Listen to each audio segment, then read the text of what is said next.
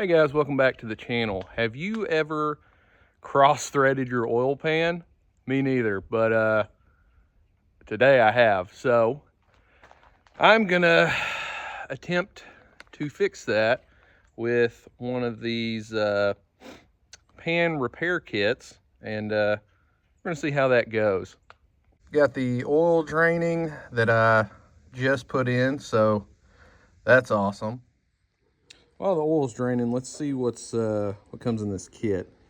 So the way I understand it is this is slightly larger than the oil pan plug that goes in, right? And these are supposed to rethread themselves up into the messed up threads and be slightly larger.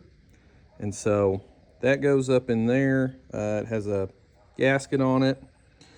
And then what you have on the bottom is a hole that goes through to release the oil after this new plug is set up in there.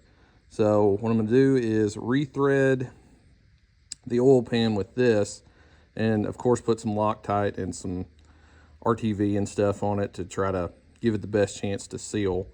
And we'll see how this goes. Under the car, the oil's pretty well all drained out. I should probably take my skid plates off to do this, but I don't feel like it, so I'm not doing that. Let's get this thing sauced up and see if she'll screw in there. Do a little Loctite all the way around. Okay, that's probably too much, but whatever. And a little RTV, it helps seal this up.